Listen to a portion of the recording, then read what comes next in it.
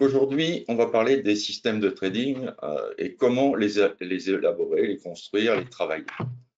Alors, il faut savoir que pour cette conférence, je suis parti vraiment à blanc. C'est-à-dire, je me suis dit, le meilleur, peut-être, c'est quand même de montrer comment on construit un système, mais le montrer à partir d'un exemple qui soit le plus complet possible, en fait. Alors, dans un premier temps, voilà, j'y suis. Voilà. La première étape, en fait, pour construire un système, c'est bien sûr de choisir un support.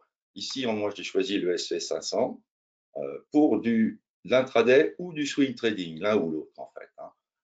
De temps en temps, les positions seront clôturées, donc le lendemain ou même le surlendemain quelquefois. L'unité de temps, c'est le 15 minutes. C'est bien le 15 minutes pour les systèmes, en particulier les systèmes automatiques, parce qu'on a un bruit qui n'est pas trop important par rapport à la direction. Alors que sur le 5 minutes, ça commence à être vraiment important, donc on a le signal sur le bruit qui est relativement faible, et sur le 1 minute, pratiquement on est dans le bruit, on n'arrive pas à faire des systèmes vraiment très très corrects, à moins qu'ils soient très très pointus. Donc il faut démarrer normalement d'une idée, ça c'est l'idéal, d'un signal, d'une configuration ou d'un détecteur de tendance. D'habitude, on part d'un signal pratiquement ou d'une idée. Là, j'ai décidé de faire quelque chose d'un petit peu différent, c'est-à-dire que je partirai d'un filtre détecteur de tendance. Donc, là, en l'occurrence, ça va être le filtre Neutral Zone BV2, que vous pourrez donc trouver en téléchargement sur le site Mogalef Trading, que je vais tâcher de vous montrer. Voilà. Au passage, vous verrez directement ce que vous pourrez récupérer, en fait. Donc, sur le site Mogalef Trading, vous allez dans le menu FR Home et vous allez sur WHS 2024. Voilà.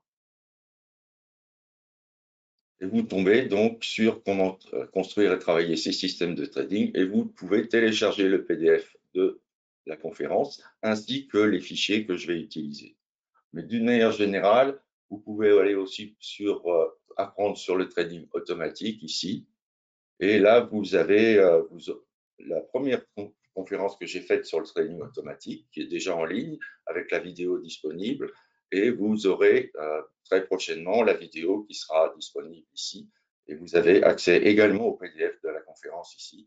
Et vous avez accès à tout un tas d'indicateurs que je vous ai mis à disposition gratuitement, qui vous permettront dont les indicateurs que nous allons utiliser. Donc ça vous permettra de faire vos tests vous-même, de voir un petit peu à partir de quoi vous pouvez monter vous-même des systèmes de trading. Parce que l'idée, en fait, c'est surtout que vous puissiez monter vos systèmes. Ce n'est pas de vous dire, tiens, ce système est super bien, utilisez-le et ne cherchez pas. Non, ne croyez pas que ce soit facile avec le trading automatique. Il faut travailler, c'est comme pour le trading discrétionnaire. Donc ici, on partira d'un filtre qui s'appelle Neutral Zone, qui est assez simple en fait. Le principe de ce filtre, c'est qu'on examine le sens à la hausse ou à la baisse de deux indicateurs. Une moyenne mobile exponentielle, 50 pour le filtre. Moi, d'habitude, en discrétionnaire, j'utilise la 150 qui me donne d'autres indications qui sont intéressantes également. Donc, mais ici, pour le filtre, c'est une moyenne mobile exponentielle 50 et le retracement 90. Le retracement 90, c'est un indicateur qui est en standard également sur la nano et que vous pouvez programmer facilement si vous n'avez pas le logiciel, si vous travaillez avec un autre logiciel. C'est le milieu du plus haut et du plus bas des 90 dernières bougies. Donc, ce n'est pas compliqué, hein. Vous faites plus haut des 90 plus bas des 90 divisé par 2 et vous tombez sur le retracement 90. Donc, voilà comment fonctionne ce filtre, hein. Vous voyez ici, donc, vous avez la moyenne mobile exponentielle 50 qui est en bleu et le retracement 90 qui est en vert. Si le dernier mouvement du retracement 90 est vers le bas et que la moyenne mobile exponentielle descend, alors on ne prendra que les cours. Et puis, par contre, si le dernier mouvement du retracement 90 est vers le haut et que la moyenne mobile exponentielle 50 monte, on ne prendra que les longs. Au passage, remarquez vite fait le retracement 90 en vert, voyez comment il se comporte ici.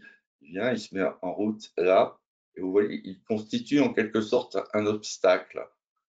Et au moment où il décroche complètement, très souvent, c'est le départ d'un mouvement. Donc ça, c'est un petit truc à part qui est plutôt utilisable en trading discrétionnaire, mais qu'éventuellement, vous pouvez essayer de creuser en trading automatique. Maintenant, on va parler du signal d'entrée. Alors, pour faire simple, parce que cet indicateur est extrêmement correct, enfin, comment dire, extrêmement puissant, en fait, il est en standard dans la plateforme NanoTrader, j'ai pris le signal de cassure haussière. Le signal de cassure haussière, c'est pas très compliqué, en fait. Enfin, c'est compliqué à écrire, mais c'est pas trop compliqué à utiliser. Donc, vous voyez, le principe est simple. Ici, par exemple, vous avez un haut de marché. Ici, vous avez un deuxième haut de marché. Quand la nano détecte ça, elle essaye de tracer un trait entre les deux qui ne soit pas interrompu par une petite bougie intermédiaire.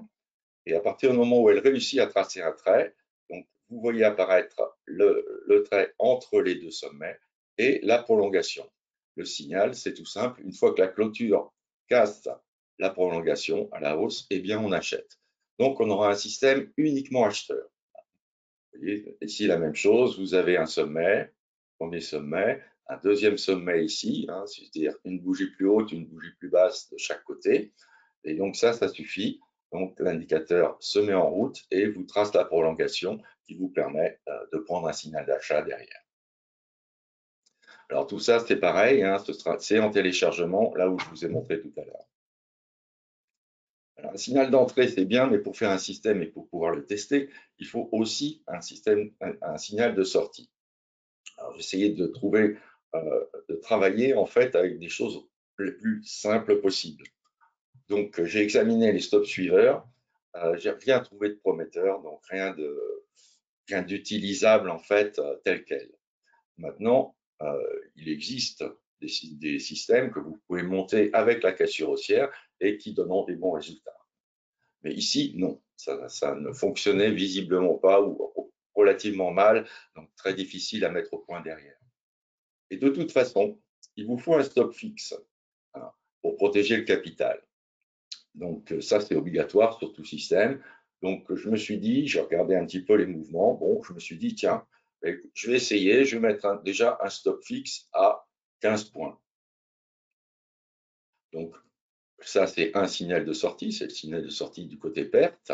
Et il faut bien sûr une condition de sortie côté gain.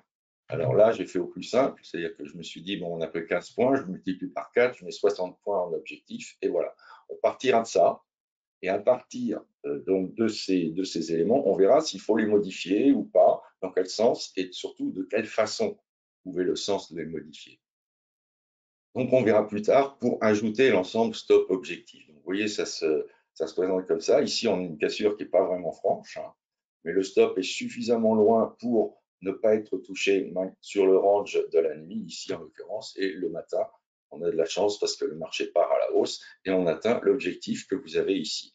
Remarquez qu'on est dans le vert, c'est-à-dire que la moyenne mobile 150 monte et que le dernier mouvement du retracement 90 est à la hausse.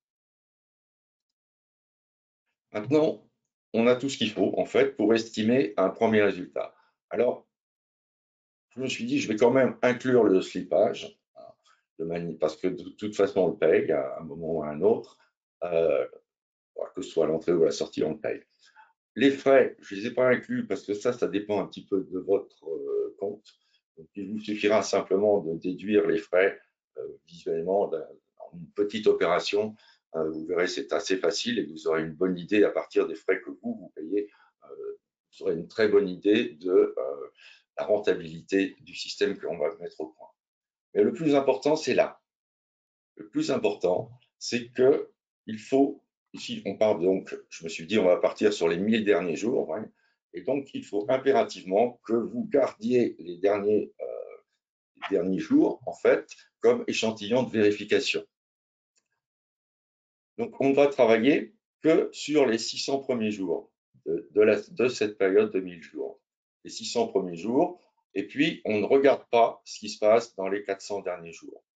On regardera en dernier pour voir si notre système tient la route sur des données, ce qu'on appelle les données non vues lors de l'optimisation du système.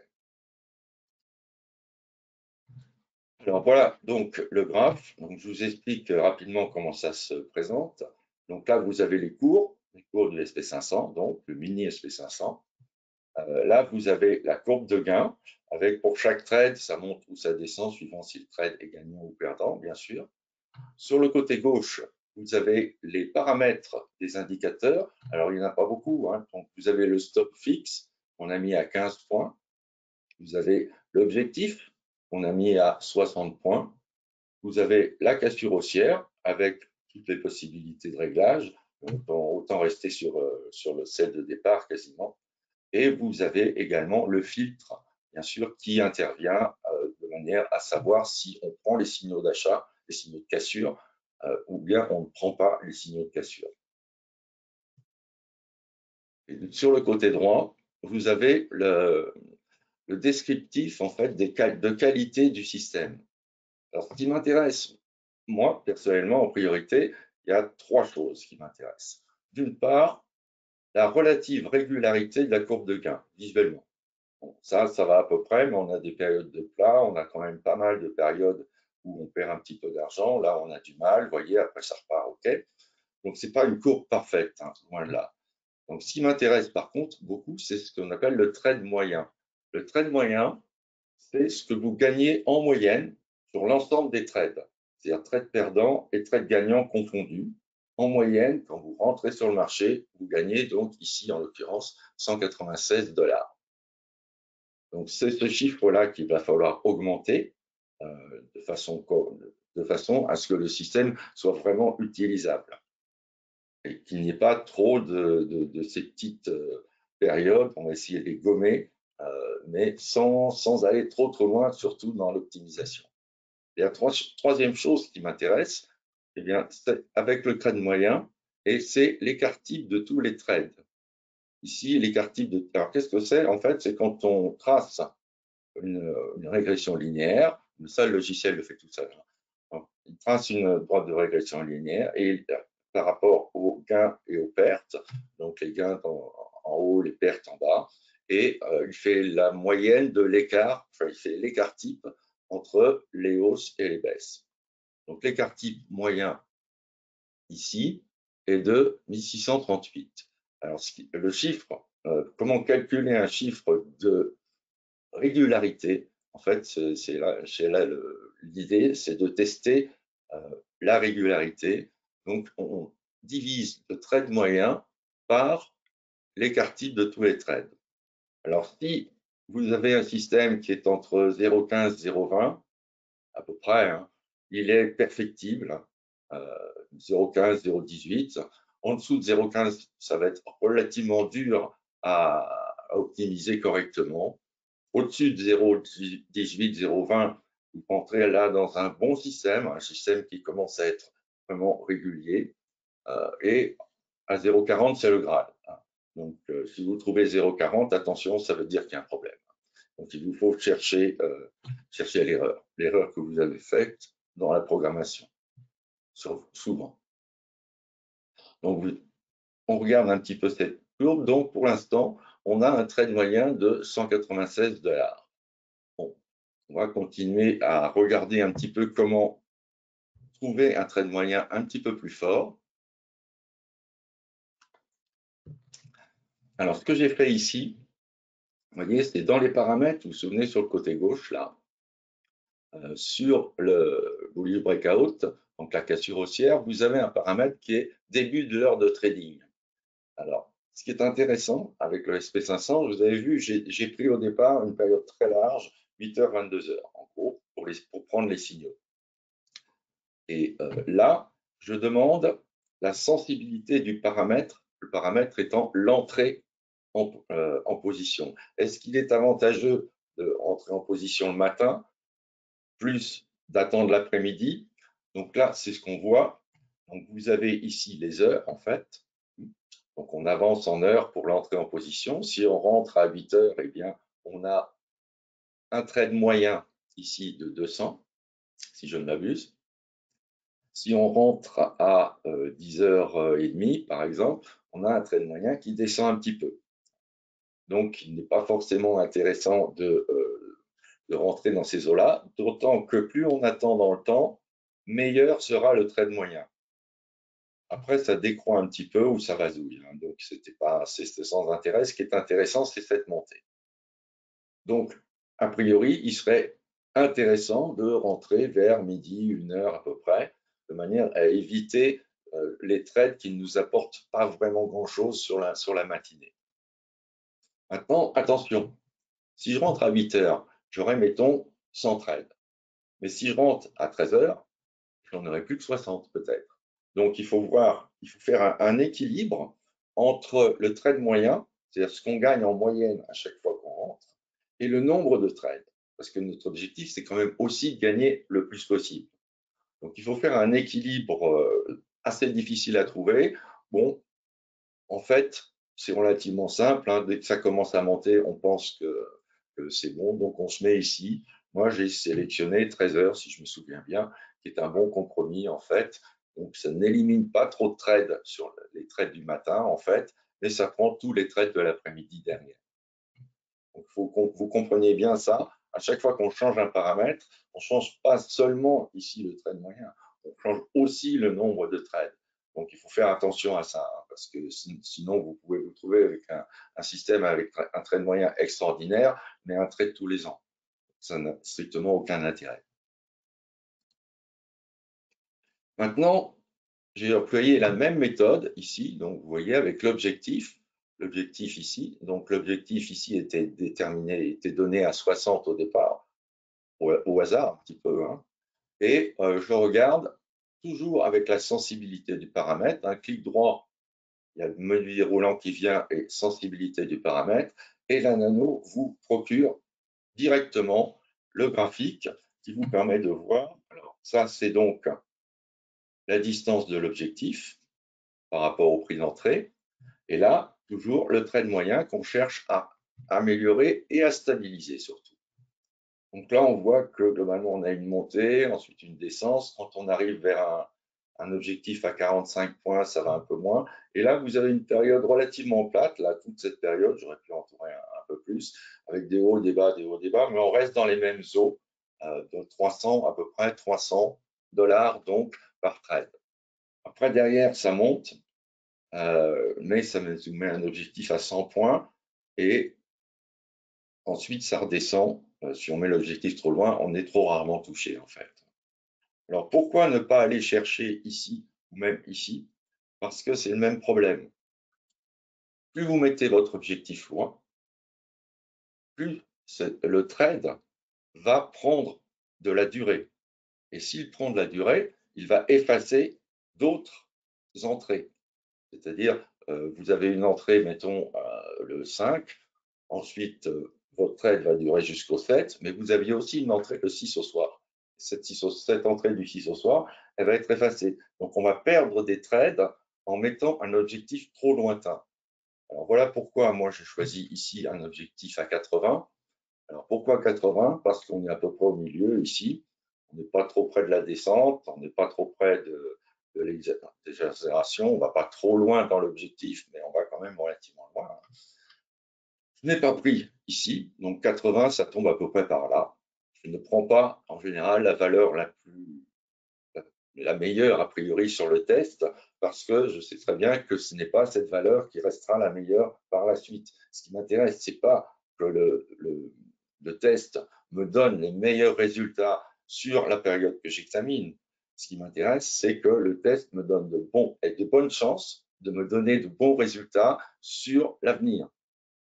Donc, je ne cherche pas à optimiser à fond. Vous voyez, il y a toute cette technique. Donc, on est à 80 à peu près en objectif. Donc, surtout, pas la meilleure valeur. On a une zone homogène autour de 80, on prend 80. Si on avait pris 79,50, ça aurait été très nettement meilleur, mais utopique. trop au-dessus de la moyenne apparente. Hein. Donc, et puis 79,50, ça me plaît pas personnellement. J'aime bien prendre des chiffres ronds. J'aime pas prendre 82, par exemple. Je préfère prendre 80. C'est un truc à moi. Bon, maintenant, chacun fait comme il veut. En fait, en pratique, ça n'a rien d'une règle. Ce n'est pas une règle. C'est quelque chose qui m'est un petit peu propre. Donc là, en l'occurrence, j'ai choisi 80 points en objectif. Maintenant, on examine le stop. À quelle distance mettre le stop pour que le trade moyen soit le plus gros possible? Alors là, attention. Quand vous faites des tests comme ça, successivement, ici sur l'objectif, ensuite sur le stop loss, on a fait le trade, on a fait l'optimisation, disons, de l'objectif, on l'a mise à 80. À l'origine, il était à 60. Quand je fais le test sur le stop loss, je remets l'objectif à 60. Je ne cherche pas à faire une optimisation sur une optimisation surtout. Ça, c'est une des grosses erreurs que l'on peut faire quand on cherche à avoir des systèmes qui tiennent la route sur la durée. Donc surtout, là, en fait, on n'optimise pas, je me répète, on n'optimise pas sur une optimisation.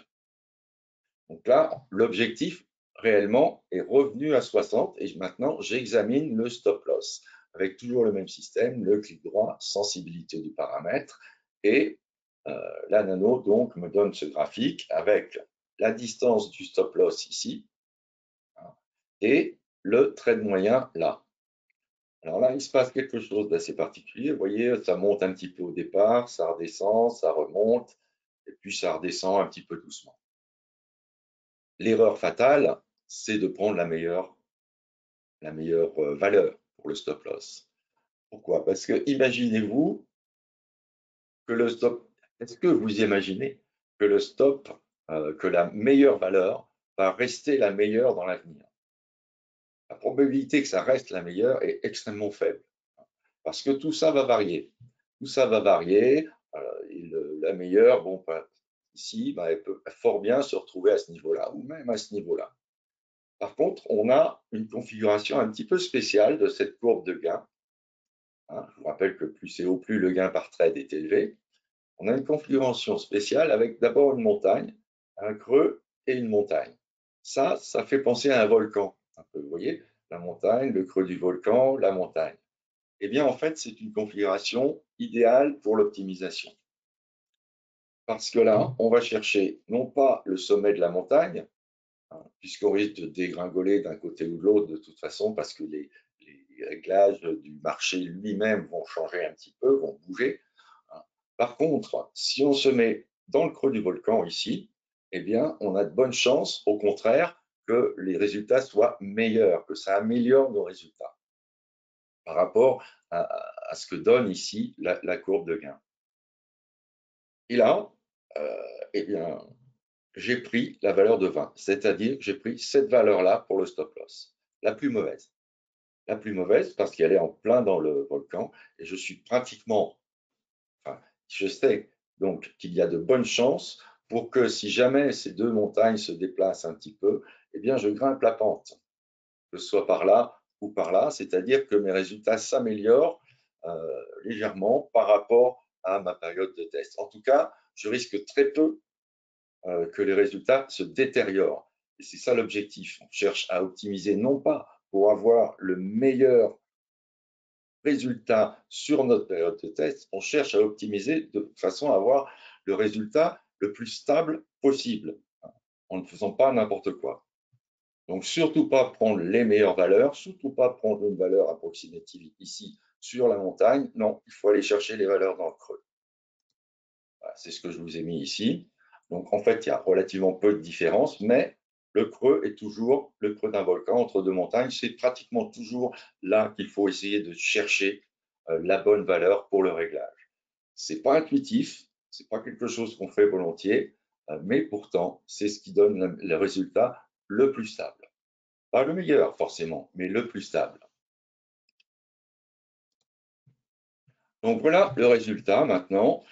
Qu'est-ce qu'on a fait en fait? Donc pour l'instant, on travaille que à partir de 13 heures et enfin le système plus exactement ne travaille qu'à partir de 13 heures et on a un objectif à 80 points et un stop à 20 points. Donc voilà la courbe de gain. Alors c'est déjà meilleur que tout à l'heure. Je ne sais pas si vous vous souvenez, on était un petit peu moins que de 200 au niveau du trade moyen. Maintenant, on est à 389. On a pratiquement doublé le trade moyen avec cette optimisation prudente. Et puis, on arrive quand même à une régularité qui est plus importante. On a encore une période ici qui est une période plus perdante qu'ailleurs. Et par contre, on continue derrière et on a à peu près la même pente partout. Alors, quand on voit une période perdante comme ça, on cherche un petit peu à comprendre ce qui se passe aussi. Pourquoi je suis perdant ici et je suis pratiquement pas perdant ailleurs? Là, c'est facile à voir, en fait, c'est cette période-là. C'est-à-dire que c'est une période de range étroite.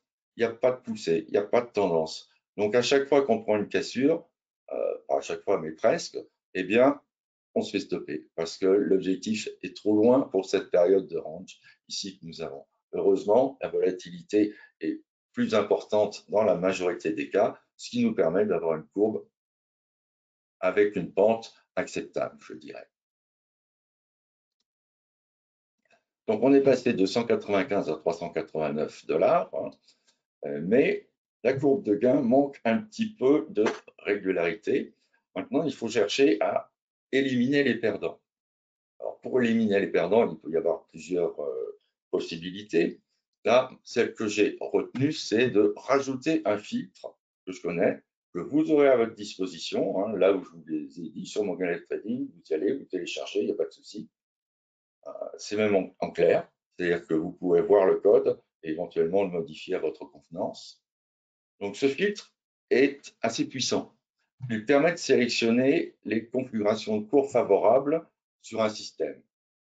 Donc, suivant la valeur du Mongalef Trend Filter au moment du signal d'achat, on entre ou on n'entre pas. Alors, très important, quand vous introduisez le Mongalef Trend Filter, il faut impérativement que vous mettiez que vous rentrez en clôture de bougie de signal et surtout pas en ouverture de bougie d'après. Parce que dans ce cas, vos résultats seraient faux. Vous iriez sur une vision de l'avenir. Donc, impérativement, réglez votre système avec entrée sur la bougie de signal, en fin de bougie de signal, et non pas sur la bougie suivante. Ce qui est la réalité. La réalité, c'est la bougie suivante. Mais un coup, c'est plus haut, un coup, c'est plus bas. Ça s'équilibre à peu près. Alors, comment ça fonctionne le Mongalef Trend Filter? Vous voyez, il y a 4 zones en fait possibles. 4 zones, qui est la première zone ici, où le Mongalef vaut 1 ou 2. Première zone ici, ça veut dire que la poussée, c'est la poussée, ce n'est pas l'évolution des cours. La poussée sur les cours est plutôt baissière. Ensuite, vous avez une valeur possible, donc entre 3 et 4, pardon. 3 et 4, donc cette zone ici, ça veut dire qu'on est en range légèrement, avec une poussée légèrement descendante. En fait, c'est plus la poussée qui est légèrement à pression baissière, mais pas autant que ici. Si on est sur 7-8 ici, ça veut dire qu'au contraire, la poussée est haussière assez forte. La poussée. Donc ici, on a pour les valeurs 7 et 8 une poussée haussière forte. Et pour les valeurs 5 et 6, on a une poussée haussière très modérée. Mais quand même légèrement haussière. Je parle de la poussée et non pas de l'évolution des cours. On va voir ça. Donc la poussée, pas l'évolution. Donc voilà un petit peu vous voyez, vous reconnaissez le signal ici avec un tracé entre deux sommets, la prolongation, et ici la clôture qui dépasse la ligne de prolongation. Donc, signal d'achat, on achète. Le Mongalef Trend Filter, lui, va examiner la poussée. Si on regarde ces bougies, cette bougie de signal, elle est blanche, effectivement. Elle dépasse la ligne de signal, donc on a un signal d'achat. Si on ne regardait que les cours, on aurait un signal d'achat, on prendrait ce signal d'achat. Là, avec le Mongalef Trend Filter, on voit que la poussée globale des cours est plutôt baissière, au contraire. On est parti d'ici, on est monté tout en haut, on a été repoussé jusque-là. Et là, par contre, on a fait un tout petit bitonio. Donc, l'ensemble, cette bougie-là, est caractéristique d'une poussée baissière sur la bougie elle-même. Ce qu'on a également sur la bougie précédente, d'ailleurs, qui est aussi légèrement à poussée baissière. Là, on a une très légère poussée haussière et là, on a une très forte poussée baissière. Donc, globalement, sur l'ensemble de ces bougies qui précèdent le signal et sur le signal lui-même, la poussée est baissière. Donc, on va, sur la dernière partie, on va essayer de voir à quel cas ça correspond. En fait, vous avez 1, 2, 3, 4, 5, 6, 7, 8. 1, ça veut dire la poussée est très baissière et la dernière partie est très baissière aussi. 2, ça veut dire la poussée est très baissière, mais la dernière partie est haussière. C'est-à-dire cette partie-là est haussière et il y a une poussée haussière. Donc, il est évident que même si on est dans une poussée haussière importante, on ne va pas prendre les signaux s'il y a une poussée baissière récente, ici au moment du signal. Donc, ces signaux-là, on va les éliminer. Ça correspond donc aux cas 1, 3, 5 et 7. Les cas 2, 4, 6 et 8 indiquant une dernière poussée haussière, donc au moment du signal. C'est celle-là aussi qui est examinée par le MTF. La poussée générale, la poussée particulière sur les dernières bougies. Donc, a priori, ce type de signaux, avec une poussée baissière sur le signal lui-même, eh bien, le MTF devra ne pas prendre, dire au système de ne pas prendre les signaux. Donc, on ne prendra pas, en fait, les signaux qui ont une poussée baissière, c'est-à-dire on ne prendra pas le signal si le Mogalef Trend Filter est égal à 1, à 3, à 5 ou à 7. On ne prendra uniquement que les signaux quand il est à 2, 4, 6 ou 8. Maintenant, il y a une façon d'utiliser le Mogalef Trend Filter. Alors, la grande force, c'est qu'on peut tester les cas un par un. On peut tester les cas un par un, c'est-à-dire si c'est égal à 2, donc on aura une courbe uniquement quand le MTF, une courbe de gain uniquement quand le MTF est égal à 2. Si c'est égal à 4, uniquement quand le MTF est égal à 4. Quand le signal a lieu alors que le MTF est égal à 4. Okay, donc, ici, par exemple, on a le cas 8. 8, ça veut dire quoi? Ça veut dire forte poussée haussière globale et sur les dernières bougies, poussée haussière également. Et là, on voit que l'essentiel des signaux, en fait, ont lieu sur ce cas 8, où on a la poussée vraiment haussière maximum. C'est assez intéressant. La courbe est quand même relativement hachée. Le trade moyen, par contre, est à 540 points au lieu de 389, avec un bémol. C'est très bien d'avoir un gros trade moyen comme ça, mais on a encore des irrégularités, et ces irrégularités, je vais y arriver, sont essentiellement dues au fait qu'on a moins de signaux. On a peu de signaux. On a éliminé les bons signaux du K2, les bons signaux, enfin tous les signaux des cas 1 à 7, on les a éliminés. On a uniquement les signaux du cas 8 du MTF. Il faut, et ce qu'on gagne ici est inférieur à ce qu'on avait gagné avant également. On était dans les 60 000 ou 65 000, je crois, alors que là, on est sur 55 000 de gains. C'est-à-dire qu'on a diminué notre gain global, bien qu'on ait augmenté notre trade moyen. Alors, là encore, il va falloir, même s'ils sont moins bons, aller chercher les autres cas du MTF. Alors, je vous passe le détail, mais enfin, finalement, il n'y a pas grand-chose. Le cas 2, on va le garder, c'est bon. Le cas 4, le range avec les poussées légèrement baissières, mais dernière poussée haussière, et on va le garder aussi. Et on va regarder ce que donne le cas 6. Voilà. Donc le cas 6, voilà la courbe de gain sur notre échantillon. Qu'est-ce qu'on marque? Il n'y a que des pertes, il n'y a pas un gain. Donc, si on élimine ce K6, on va éliminer uniquement des pertes, ou majoritairement des pertes. C'est trop intéressant de savoir ça, parce qu'effectivement, on va bloquer les signaux quand le MTF sera égal à 6. Pour résumer, quand il est égal à 1, la poussée est égale à 1, on n'y va pas, parce que la dernière poussée est baissière. À 2, on y va. À 3, on n'y va pas, c'est un chiffre impair. Hein. À 4, on y va. À 5, on bloque. À 6, on bloque. À 7, on bloque. Les chiffres impairs, on bloque. Et on garde bien entendu le K8.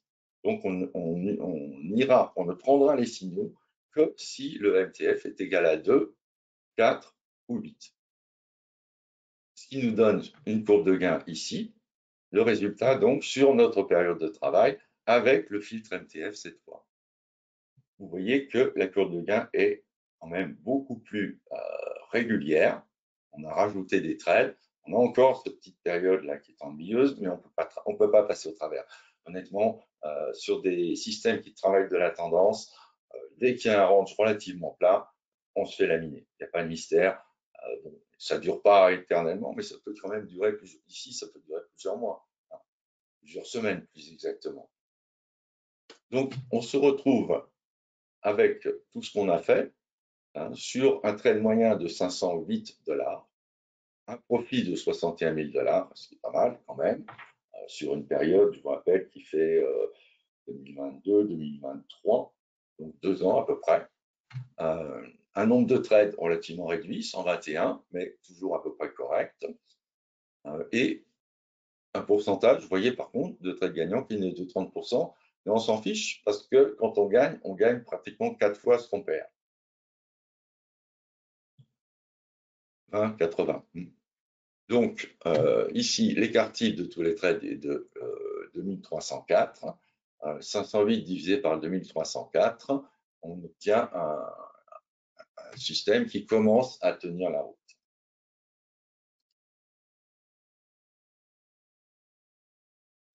Optimisation, qu'est-ce qu'on a fait donc?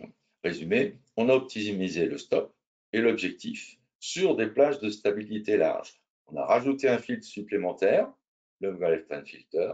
On a réduit l'intervalle de temps pendant lequel on suit les signaux. En gros, on a éliminé la matinée. La matinée, on laisse tomber, on prend les signaux uniquement à partir de 13 heures.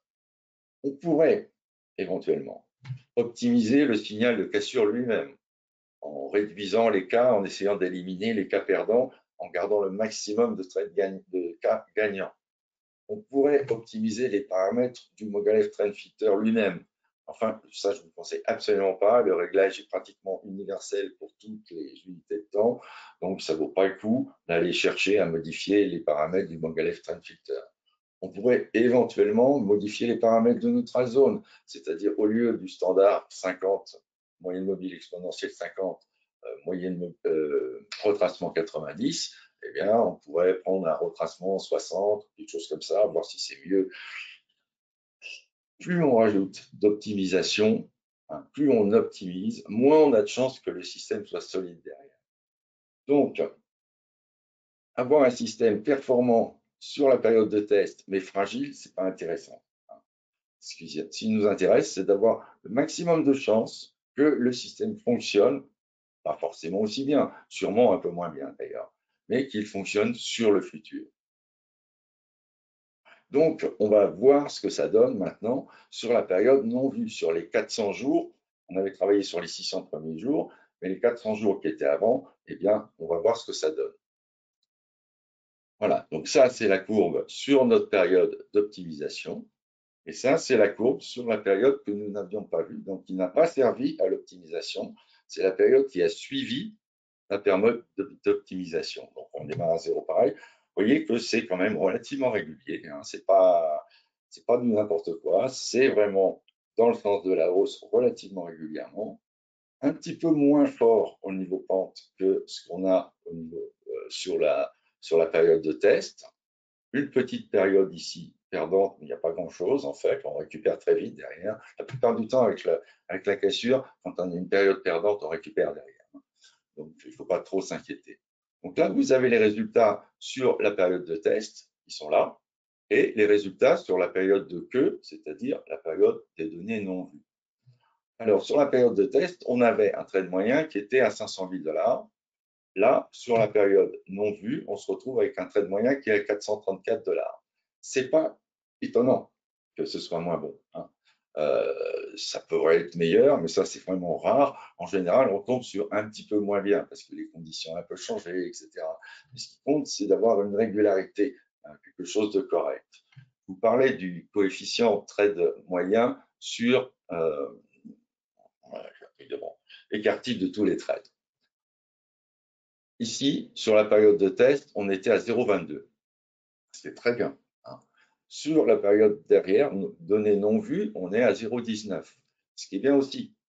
C'est normal qu'on soit légèrement inférieur. Et de toute façon, le trade moyen reste à un niveau tel que ça reste confortable. Par contre, si vous êtes sur le mini S&P, il faut quand même avoir un petit capital, hein. Il faut pouvoir résister, si vous voulez, à cette période de perte, là, par exemple, hein. Être capable d'attendre, de continuer à prendre les signaux, parce qu'on ne sait pas quand ça va finir. Donc, il faut malheureusement continuer à prendre les signaux, c'est le principe de l'automatisme, hein. Et sur cette période où il n'y a quasiment pas de volatilité, qu'on est à l'horizontale, on ne peut pas empêcher cette période de perte, mais il faut être capable de la supporter. Donc, sur ce système, sur le mini, à mon avis, en dessous de 50 000 € de capital, vous ne tiendrez pas. Ce n'est pas possible. Par contre, vous pouvez aller sur le micro, hein, et là, 5 000 € vous suffiront. Donc, notre système est maintenant au point. Hop là. Sur l'ensemble des 1000 jours, notre système, donc là, je mets tout bout à bout, si vous voulez. Donc là, sur l'ensemble des 1000 jours, voilà le résultat qu'on a. On a confirmation que notre système est en gain à peu près constant, avec période de perte, période de doute, mais globalement à la hausse, hein. Donc, sur l'ensemble de la période, le coefficient de fiabilité, en quelque sorte, est de 0,21. Très bien, le système est utilisable. Le trade moyen est de 487 €. À chaque fois qu'on rentre, en moyenne, gain et perte confondus, on gagne 487 €. Et donc, on a les trois éléments vitaux, c'est-à-dire la régularité de la courbe, la régularité mesurée ici et le trade moyen qui sont assez intéressants. Voilà. Donc, a priori, on a fini. Et puis, pourtant, on pourrait faire encore quelque chose. Je vous laisse réfléchir un petit peu. Que pourrait-on faire encore pour vérifier notre système, en fait?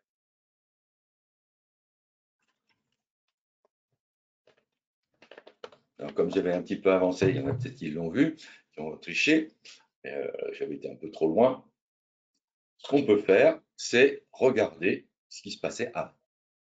C'est-à-dire qu'on a regardé les 1000 derniers jours, dont on a utilisé 600 jours pour faire notre test et 400 jours pour le vérifier. Et si on regardait ce qui se passe avant? Alors, il ne faut pas trop s'attacher à ça, hein, parce que la plupart des systèmes sont adaptés à un marché présent. C'est pour ça qu'il n'y a rien de définitif. Il ne faut pas vous imaginer que vous allez mettre un système de trading en route automatique, que vous allez aller 6 mois dans les îles et que vous reviendrez, vous serez riche. Non, ça ne marche pas comme ça. Il faut surveiller sans arrêt comme le lait sur le feu, hein, pour que ça reste correct. Et puis surtout avoir, ce que je vous dit dans l'autre vidéo, avoir non pas un système, mais 5, 6, 8, 10 systèmes qui fonctionnent de façon différente, hein, avec des structures différentes, des signaux différents, etc. et sur des supports différents. Donc, je me suis dit, si on regardait avant ce qui s'est passé, donc j'ai rajouté 1000 jours. Donc là, on n'a plus les 1000 derniers jours seulement, on a 1000 et 1000, donc on a 2000 jours d'historique. Et divine surprise, ça se passe bien. Il y a des périodes difficiles, hein, sur les 1000 jours précédents, mais ça se passe relativement bien. Notre coefficient est à 0,20, donc il n'a quasiment pas bougé. Il est toujours à peu près correct. Notre trade moyen est à 466 $ sur l'ensemble de la période de 2000 jours. Donc voilà quelque chose qui est assez intéressant. est plutôt intéressant et relativement rare en fait. C'est pas si facile d'avoir ce genre de choses, pourtant on a fait simple, hein. Mais un système qui non seulement est valable sur l'avenir, mais aussi sur le passé, ça nous conforte quand même, ça doit vous conforter dans la pérennité du système pour l'avenir maintenant. Et maintenant, j'ai été vraiment surpris quand même d'avoir quelque chose d'aussi propre. Bon, surpris à moitié parce que je sais qu'avec la cassure, on obtient quand même des systèmes qui sont toujours assez intéressants. Et je me suis dit, c'est quand même extraordinaire. 1000 jours avant, on a quelque chose de bien qui ne dégrade pas ou pratiquement pas notre trade moyen. On était à 480 et des plumes, hein, et on était à 0,21, on passe à 0,20. La courbe est à peu près régulière. On a une période difficile ici, hein, mais en dehors de ça, tout va bien. Ça, on la rattrape derrière en deux parties. Vous voyez, ça va relativement correctement, suivant une ligne acceptable, disons. Et puis, je me suis dit, pourquoi 2000 jours? On va essayer 3000. Hein. On va donc passer de 2000 jours d'historique à 3000 jours d'historique. Pour voir, hein, ça n'a rien de probant. Et voilà, avec 3000 jours d'historique, donc, ce que donne la courbe de gain. Et on s'aperçoit que sur les 1000 jours qu'on vient de rajouter, eh bien, on gagne encore. On gagne encore à peu près de la même façon, un peu moins bien, hein, parce qu'on est moins adapté au marché. Un marché à ce niveau-là, ce n'est pas un marché à ce niveau-là, tout à fait. Mais malgré ça, malgré la différence de valeur, puisqu'on est passé de 2000 à peu près à 6000, hein, sur le S&P, malgré ça, notre système tient la route sans modifier le stop, sans modifier l'objectif. Et on commence à avoir un nombre de trades relativement important et on arrive à un gain qui n'est pas tout à fait négligeable puisqu'on est à 186 000 euros. Alors, pour savoir le trade moyen, hein, pour savoir combien vous pouvez gagner par trade, c'est simple. 480, vous enlevez le coût de votre aller-retour en trading. C'est tout.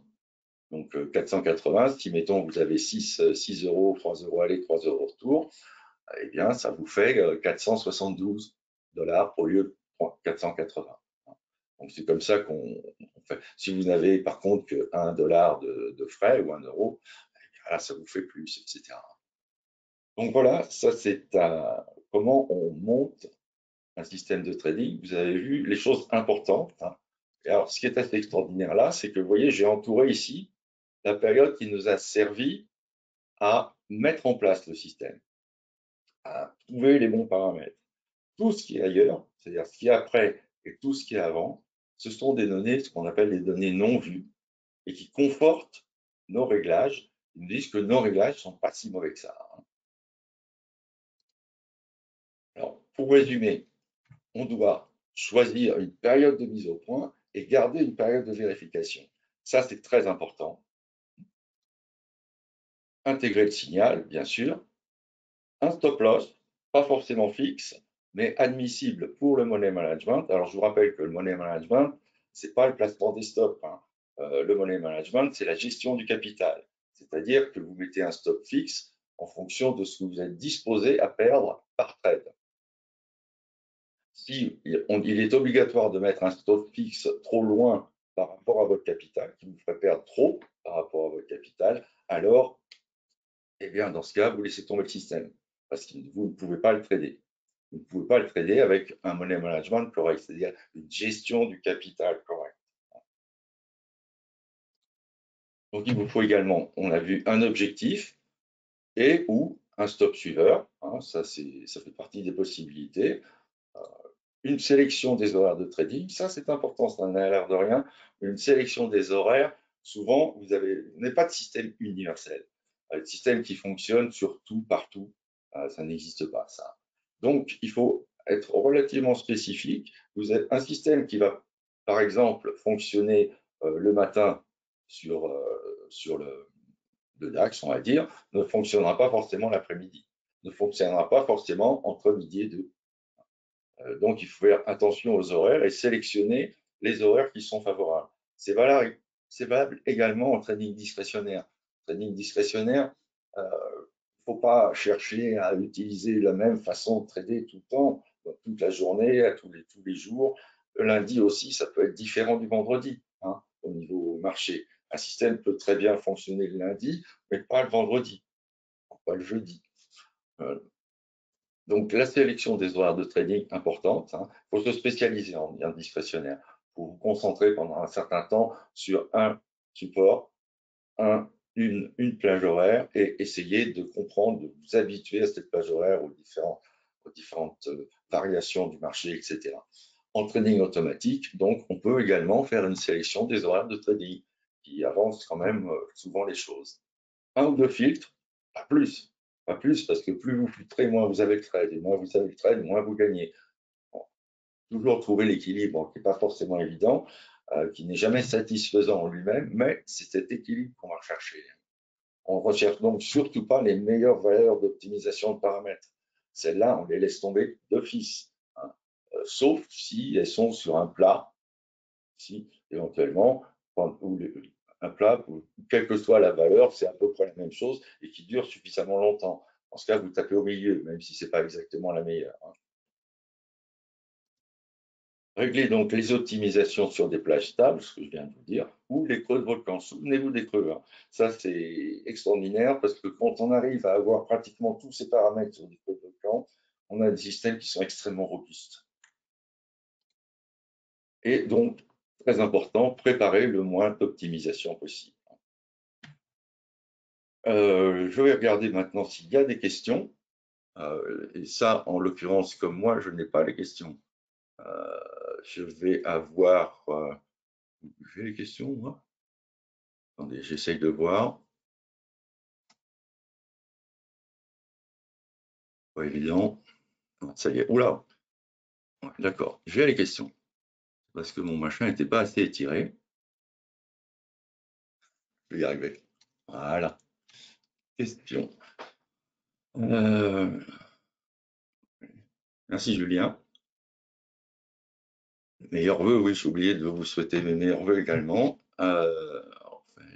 Son et images OK, sont OK. Il n'y a pas tellement de questions, finalement. Enfin, moi, je les ai pas en tout cas. Y a-t-il une image? Bah oui, il y a une image. On ne voit pas la souris. Oh, normalement, on doit la voir, la souris. De temps en temps, ça disparaît, hein. Hop, elle a disparu. Elle est apparue. Magique. Alors, oui, peut-on inverser le graphe de test, enfin le graphe de test pour tester le système dans un bear market?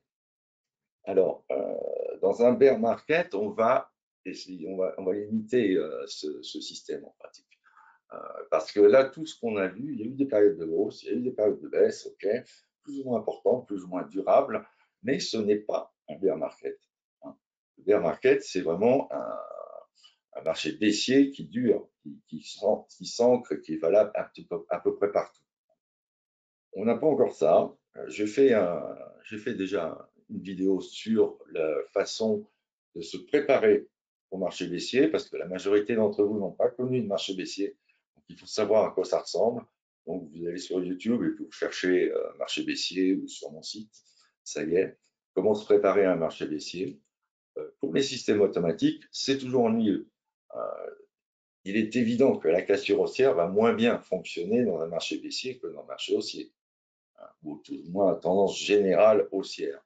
Maintenant, ce qu'on peut observer ici sur l'échantillon qu'on a vu, c'est qu'il y a beaucoup moins de signaux dans les baisses que dans les hausses, ce qui est assez logique en fait. Quand le marché baisse, eh ben, c'est difficile d'avoir des droites de signal qui sont passées, parce que les marchés continuent à baisser. Bon. Donc, de temps en temps, on en a, on est stoppé. De temps en temps, il y en a une qui fonctionne, on va à l'objectif. Mais globalement, c'est du kiff-kiff bourrico.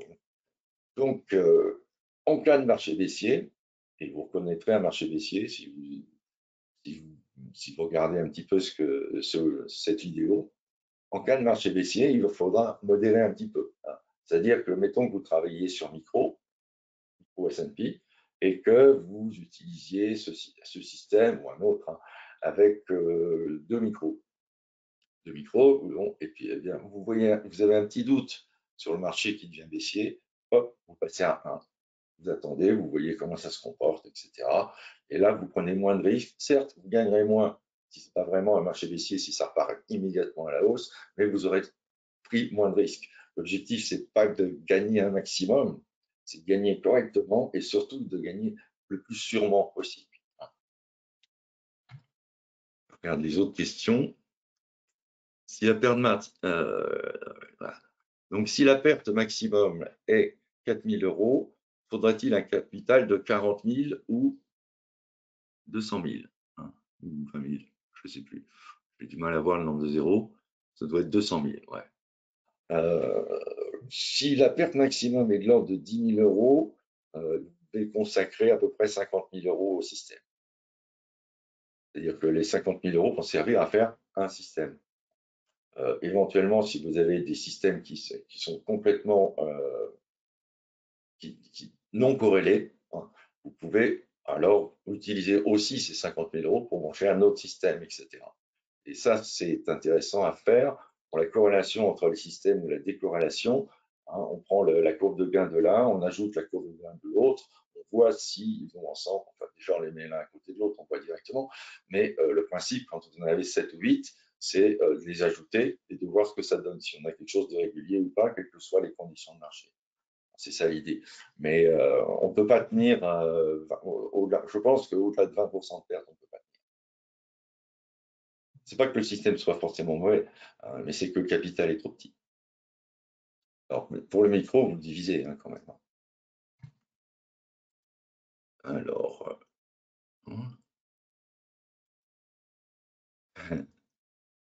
merci Claudia, ça fait longtemps. Entre en short sur une cassure baissière. La cassure baissière, c'est quelque chose qui est très très difficile à manipuler. Pas évident du tout de faire un système avec la cassure baissière. Beaucoup plus difficile que de faire un système avec la cassure haussière qu'on vient de voir ici. Je vous dis, commencer par des signaux qui sont relativement costauds. Là, il faut vraiment, vraiment être pointu pour arriver à faire des systèmes avec la cassure baissière. Essayez plutôt de pratiquer d'autres systèmes, des croisements, éviter les croisements de moyenne mobile, hein, surtout, ça ne sert à rien. Ça. Mais avec quelque chose de plus facile à manipuler. Le marché est baissier, les marchés baissiers, en fait, les systèmes qui fonctionnent sur les marchés baissiers sont beaucoup plus difficiles à faire et difficiles à tenir parce que dans les marchés baissiers, il n'y a pas que de la baisse, il y a aussi des rebonds, et des rebonds parfois importants et rapides. Et là, on s'en prend plein la figure. En plus, on est obligé de mettre les stops un petit peu plus loin parce que la volatilité est plus forte. Donc, pas facile à maîtriser. Là, vous avez de la chance. Pour l'instant, on est dans un marché qui reste haussier, avec un petit bémol sur le dos qui m'inquiète un peu, comme je vous l'avais dit, enfin, comme vous verrez dans la vidéo. Mais pour l'instant, on est encore en marché haussier, il n'y a pas de souci. Quelle lutter pour les cassures? Alors, si vous êtes en système de trading, les unités de temps, c'est ce qu'on a vu au départ, hein, à partir du 15 minutes. 15 minutes, 30 minutes, 1 heure. Là, si vous faites les cassures en 1 heure, vous aurez une cassure tous les 8 jours, donc 10 jours. Donc là, ça devient un petit peu plus. Mais vous aurez des gains plus importants, mais avec un risque plus important également, un stop plus lointain. Le quart d'heure ou la demi-heure sont des bons compromis pour les systèmes automatiques. Alors, les résultats sont avec quel levier en pourcentage du capital? Environ 400 000 € se trouvent dans votre dernier exemple montré. Je ne vois pas où j'ai vu le capital de 400 000 €. Là, non, il n'y a pas de notion de capital.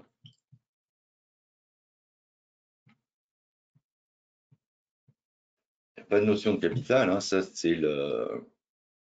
Je ne vois pas de 400 000. Non, je ne vois pas de ce que vous voulez dire là. Il n'y a pas de levier. Enfin, c'est-à-dire ça, c'est pour un contrat. Quel que soit le capital, quel que soit votre. Donc ça, c'est pour uniquement un contrat. Il n'y a pas de variation du nombre de contrats.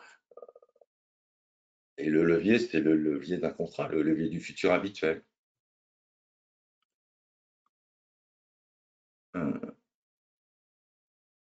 Si je pars avec 10 000 euros, combien de pourcentage de départ je dois couper? Alors, si vous partez avec 10 000 euros, déjà, il ne faut pas aller sur le mini S&P. Essayez le micro ou peut-être qu'il y a encore en dessous, ce qui vous permettrait d'ajuster votre risque à votre capital. Il faut toujours ajouter le risque au capital. Donc là, vous voyez, globalement, on a quand même, ça arrive qu'on ait un certain nombre de perdants consécutifs. Vous voyez, 8 perdants consécutifs au maximum ici, 7 sur la partie ici. Donc 8 perdants consécutifs, il faut quand même les tenir. Donc ça veut dire que c'est 8 fois 20 points.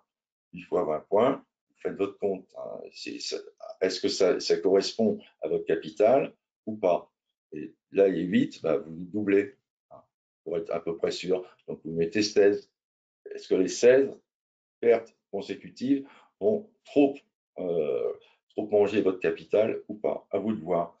Moi, je pense qu'il faut essayer sur un système comme ça, personnellement, si je suis à 20% de perte par rapport au capital consacré au système, bon, c'est qu'il y a un problème. C'est qu'il y a un problème. Non, non, là, vous voyez, on n'est jamais, si on part, mettons, avec 50 000 euros, on a ici un drawdown maximum de 8 000 euros et ici un drawdown maximum de 7 000 euros. Ça reste à peu près convenable. Ainsi s'achève ce webinaire. Merci de votre attention. Et comme vous l'avez dit, Raphaël, ce sera mon dernier parce que j'estime qu'il est temps pour moi de me retirer de la vie publique et de vous laisser travailler tout seul. Je pense avoir donné le maximum de ce que je savais, tout au moins. Hein. C'est pas la totalité de ce qu'il faut savoir, bien sûr. Mais bon, il est temps de passer la main, comme je vous dis. Donc ça fait quand même 25 ans que je fais ça. Hein. Pas 25 ans, 22, 23 ans. J'ai fait le tour à peu près de tous les sujets possibles et imaginables. J'ai cherché d'autres sujets. Alors c'est ça l'avantage, c'est que quand on doit faire des séminaires ou des webinaires comme ici, ça oblige à travailler. Mais bon, maintenant j'ai un peu l'automatisme et ça se fait tout seul.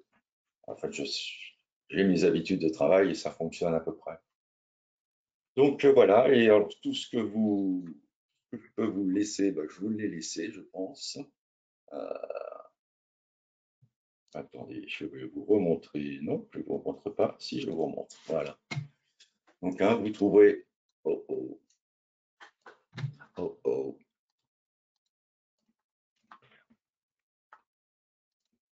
Quand même. Voilà. Donc, vous trouverez sur Mogelef Trading l'ensemble des séminaires et webinaires que j'ai donnés avec WHS depuis 2014. Avant, non, je ne les ai pas. Je ne les ai pas enregistrés. Ça ne se faisait pas trop à l'époque. Vous avez 2 pages ici. Celle que je vous ai montrée sur donc les systèmes de trading. La vidéo sera ici dans quelques jours. Elle sera aussi bien sûr chez WHS. Et vous avez donc les indicateurs dont je vous ai parlé, qui sont clairs pour la plupart. Hein. S'ils ne sont pas en clair, c'est que j'ai oublié de les mettre en clair. Et vous avez également la même chose, mais pour le trading discrétionnaire. Donc, avec une vidéo, c'est ce que j'aurais voulu savoir, et une formation que j'ai faite au mieux en cette partie. Hein. Maintenant, on peut toujours faire mieux. Mais voilà, j'ai donné le maximum, je pense. Eh ben, merci beaucoup, Eric. Je pense que je Merci à rejoins vous pour vos commentaires. toutes les personnes qui écrivent là des messages vraiment très sympas pour toi, pour te C'est remercier de très ton gentil, travail. merci. Et je me rejoins évidemment à tous ces commentaires. On a été très heureux de travailler avec toi. Moi aussi. C'est un travail assez unique, je trouve, que ce que tu as fait, parce que il est très varié, contrairement à ce que la plupart des traders font, c'est-à-dire avoir leur propre stratégie, puis de s'y atteler. Toi, tu as vraiment essayé de balayer un maximum de sujets, et ce qui a permis d'un peu de s'ouvrir intellectuellement Ouais, et de ça. réfléchir à un angle de travail qui reste le même Ouais. pour tous Ça les laisse le sujets. choix pour chacun en fonction de ses préférences psychologiques, tout au moins. Mhm. et Donc, techniques. bah, bon vent à toi, Eric. J'espère Merci. sincèrement qu'on sera amené de nouveau Oui, oui, à oui, je travailler de manière repasserai plus au bout de ponctuelle salon. ensemble. Voilà, Et bah, merci à tous et puis bonne bonne continuation. rentrée à toutes et tous.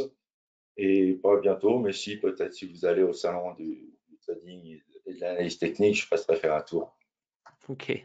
Bon, ben, on y sera.